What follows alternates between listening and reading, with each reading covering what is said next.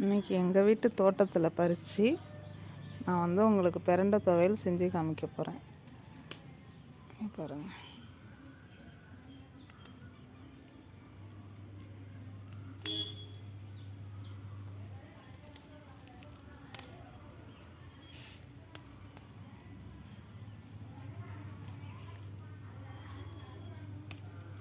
பிரண்டை நான் வச்சு வீட்டில் வளர்க்குறேங்க. பிரண்டை, தூதுவளை, இந்த மாதிரி எல்லாமே நான் வச்சு வீட்டில் வளர்த்துட்ருக்கேன். நாங்கள் சொந்தமாக ரெடி பண்ணிக்குவோம். சளி இருந்தால் தூதுவளை சமைச்சிக்குவோம். பிரண்டை வந்து உங்களுக்கு நல்ல செரிமானமாகும்.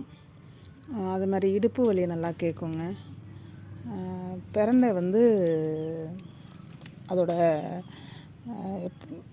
காற்று சுவாசித்தாலே நமக்கு ரொம்ப நல்லது. பிரண்டை அந்தளவுக்கு ஒரு மருத்துவ குணம் வாய்ந்த இது பிரண்டைங்க. பாருங்கள், பிரண்டை அந்த நரம்பு ஃபுல்லாக எடுத்துட்டு இந்த மாதிரி கட் பண்ணி ஒரு சிசரால் இந்த மாதிரி கட் பண்ணி வச்சுக்கணும். இந்த பாருங்க, இந்த மாதிரி நைஸாக கட் பண்ணி வச்சுக்கணும். ஃபஸ்ட்டு ஒரு மிளகாய் ஒரு 4 மிளகாய் வச்சா போதும்.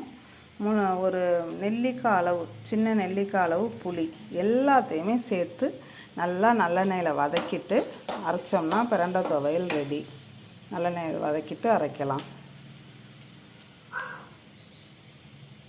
இப்போது இது எல்லாத்தையும் இங்கே பாருங்கள் நல்லா வதக்கி வச்சுருக்காங்க. பாருங்கள், பிரண்டையோட நிறம் பச்சை கலரில் உள்ளது அப்படியே ப்ரௌனிஷாக மாறிடுச்சு. பாருங்கள், மிளகாய், பூண்டு, மிளகு, உப்பு, புளி எல்லாத்தையுமே வதக்கிடணுங்க. வதக்கிட்டு இப்போ அரைச்சிடலாம். அடுத்தது இங்கே பாருங்கள், வதக்கி வச்சுருந்த காய், பிரண்டை, பூண்டு, மிளகு, உப்பு, புளி, மிளகாய் எல்லாத்தையும் வச்சு சேர்த்து வதக்கி வச்சுருந்தோமா, அந்த வதக்கி வச்சுருந்ததை அரைச்சதோட கலவை பிரண்டை துவையல் ரெடி. எப்படி இருக்குன்னு சொல்லுங்கள். ஏன் யாரும் சப்ஸ்கிரைப் பண்ண மாட்டேங்கிறீங்க? சப்ஸ்கிரைப் பண்ணுங்கள் என்னோடய சேனலை. நான் நிறைய டிஷ்ஷஸ் செஞ்சு காமிக்கிறேன். ஓகே, பாய்.